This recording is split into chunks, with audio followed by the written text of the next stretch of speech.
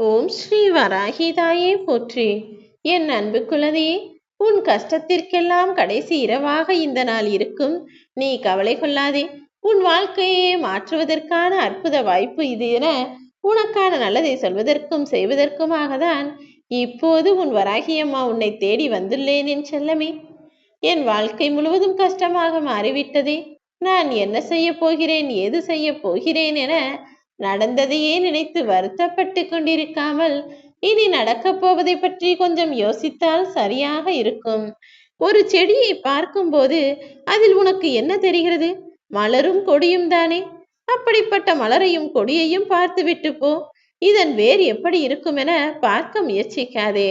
அப்படி அதன் வேரை பார்க்க முயன்றால், அதாவது உன் கஷ்டத்திற்கு காரணமான மூலாதாரத்தை நீ கண்டுபிடிக்க முயன்றால், இப்போது இருக்கும் வாழ்வும் உனக்கு துன்பம் நிறைந்ததாக மாறிவிடும். ஒரு செடியை பார்க்கும்போது என்ன தெரிகிறதோ அதை மட்டும்தான் பார்க்க வேண்டும். வேரை பார்க்க நினைத்தால் மலரும் கொடியும் இல்லாமலே போய்விடும் என்பது போலதான் உன் வாழ்க்கையின் ரகசியமும். ஓட்டை பானையில் தண்ணீர் ஊற்றக்கூடாது. அதே போல நல்ல தெளிவாக இருக்கக்கூடிய மனதில் குழப்பத்தையும் குப்பையையும் போட்டு வைக்கக்கூடாது என் செல்லமே. நீ முதலில் மனதை தெளிவுக்கு கொண்டு வா. உனக்கு என்ன நல்லது நடக்க வேண்டுமோ அதை நான் நடத்தி கொடுக்கிறேன். நித்தமும் இரவு தூங்கப் போகும்போது நிம்மதியாக என்னை வணங்கிவிட்டு தூங்குவதை விட்டுவிட்டு உன் கஷ்டங்களையும் கவலைகளையும் யோசித்துக் கொண்டே நீ தூங்கினால் அடுத்து விடிவதும் அதற்கான தொடர்ச்சியாக நாளாகத்தானே விடியும். ஒவ்வொரு நாள் முடியும் போதும் நீ எதிர்பார்த்ததையும் ஏக்கங்களையும் ஏமாற்றத்தையும் பற்றி மட்டுமே சிந்தனை செய்யாதே. நாளைய விடியல் நல்லதாக இருக்கும். என் வராகியம்மா எனக்கு வந்து துணையாய் நிற்பாள் என என்னை நம்பிக்கொண்டே தூங்கிப்பார். அடுத்த நாள் விடியல் எப்படி இருக்கும் என்பதை உன்னால் உணர முடியும் என் செல்லமே. இப்போதெல்லாம் நீ அடிக்கடி செய்யக்கூடிய ஒரு தவறு என்னவென நான் சொல்லட்டுமா? அம்மா வராகிதாயே, நீங்கள் எனக்கு நல்ல நல்ல வாக்குகளை கொடுக்கிறீர்கள், நல்லது நடக்கும் என சொல்லுகிறீர்கள். ஆனால் எதுவுமே இன்னும் நடக்கவில்லையே என நீ அவசரப்படுவது எப்படி சரியாக முறையாக இருக்கும்? இப்போதுதான் நீ ஒரு செடியை வைக்கப் போகிறாய் என வைத்துக் கொள்வோம். மண் தோண்டி அந்த செடியை நட்டு விட்டாய். அதிலிருந்து பழம் காய் கனி எல்லாம் வரும் என உனக்கு தெரியும். அந்த நம்பிக்கையோடு தான் வைக்கிறாய். ஆனால் அது உடனே உனக்கு கிடைக்க வேண்டும் என எதிர்பார்த்தால் எப்படி முறையாகும்? அப்படித்தானே நீ செய்யக்கூடிய செயல்களும் இருக்கிறது. நான் உனக்கு நல்லது செய்வேன் என சொல்லிவிட்டேன். நீயும் என்னை நம்பி வணங்கி கொண்டிருக்கிறாய். ஆனால் எல்லாமே உடனே நடந்துவிட வேண்டும். நான் உனக்கு சொன்ன வாக்குகளும் நீ என்னிடம் கேட்டதும் உடனே கிடைத்து விட வேண்டும் என எதிர்பார்த்தால் எப்படி சரியாக இருக்கும்? ஒரு செடியானது வளர்ந்து அதில் காயும் கனியும் பூத்து குலுங்குவதற்கு எப்படி சரியான காலம் வர வேண்டுமோ அதே போலதான் உன் வாழ்வில் இருக்கக்கூடிய கஷ்டங்களையும் கவலைகளையும் துன்பத்தையும் உன்னுடைய கர்மாவையும் பாவத்தையும் கூட நான் அழித்து சரி செய்து அதற்கு பிறகு உனக்கானதை கொடுப்பதற்கு எனக்கும் ஒரு சில கால அவகாசம் தேவைப்படுகிறது என் செல்லமே. ஆனால் அந்த செடியை போல் மரத்தை போல நான் ஆண்டு கணக்கில் காலத்தை எடுத்துக்கொள்ள மாட்டேன்.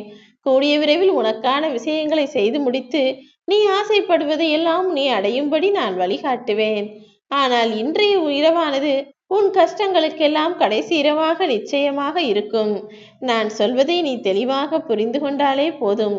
உன் மனதில் தெளிவும் பிறக்கும், நம்பிக்கையும் பிறக்கும். அதன் பிறகு நல்லது நடக்கும் என்ற நம்பிக்கையோடையே நீ வாழத் தொடங்கி விடுவாய்.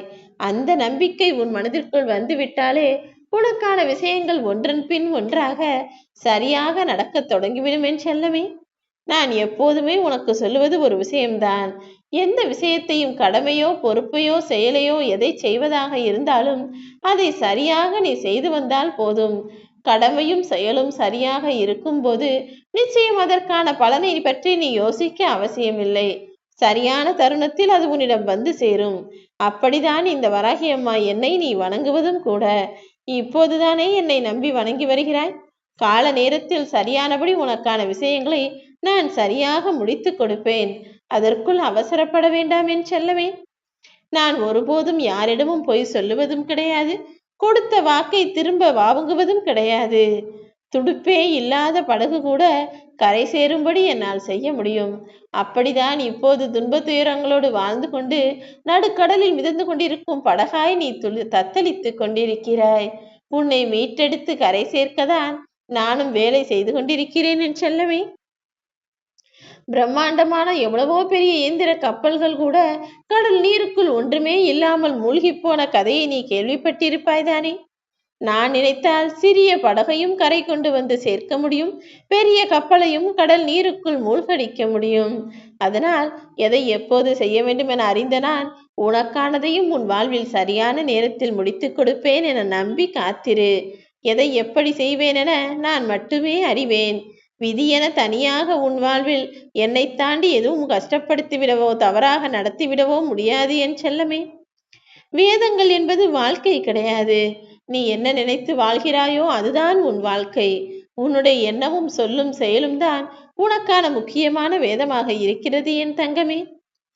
எந்த மனிதன் தான் ஒன்றுமே கிடையாது, எல்லாமே என் அம்மாதான், என் வராகி அம்மாதான் என் வாழ்க்கையை வழிநடத்துகிறாள் என முழு பாரத்தையும் என் மீது போடுகிறானோ அவனுக்குள் தான் நான் தெளிவை உண்டாக்குவேன்.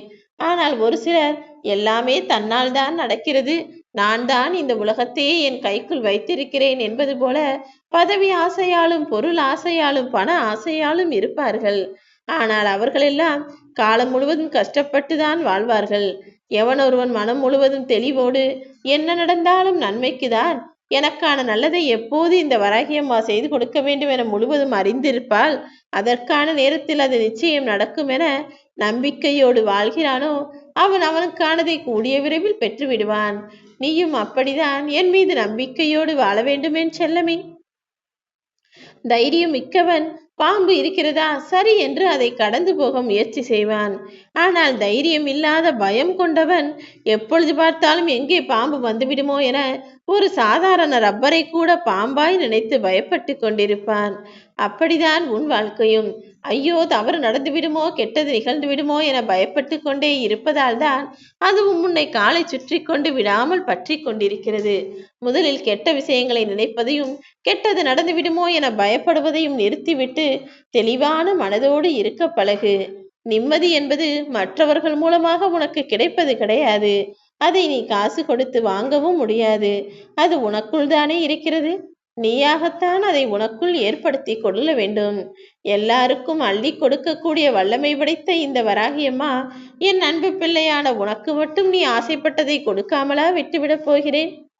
நான் கருணை வைத்தால் யார் எதை கேட்டாலும் அடுத்த நொடியில் அவர்களுக்கு கொண்டு வந்து கொடுக்க முடியும். எங்கு இருக்கிறான் கடவுள் என கேட்கக்கூடிய குருடர்களை விட்டு வெளியே வா. என் கண் பார்வை உன் மீது இருக்கிறது. உனது இதயம் முழுவதும் நல்ல நினைவுகளோடு இருக்கிறது. நல்ல எண்ணங்களோடும் நல்லது செய்ய வேண்டிய எண்ணத்தோடும் யோசனையோடும் இருக்கும் உனக்காகவே என் விரல் நுனியிலிருந்து ஆசீர்வாதம் கொடுத்து விட்டேன். இனிமேல் உன் வாழ்வில் நடக்கக்கூடிய விஷயங்கள் எல்லாம் மிகவும் நல்லதாகவும் சிறப்பானதாகவும் உயர்வானதாகவும் மட்டுமே இருக்கும். எதை நினைத்தும் கவலை கொள்ளாதே. எதிர்நீச்சல் போட்டு வாழ்ந்து கொண்டிருக்கும் உன் வாழ்வில் உன்னை கை கொடுத்து கரை சேர்க்க வேண்டியது எனது பொறுப்பு. உன் வாழ்வில் இருக்கக்கூடிய கசப்பான கடந்த கால நிகழ்வுகளை விலக்கி வைத்து இனிப்பான இந்த இன்பகத்தை தரக்கூடிய நிகழ்கால நிகழ்வுகளை நான் நடத்தி தருவேன். நல்லதே நடக்கும். ஓம் வராகி.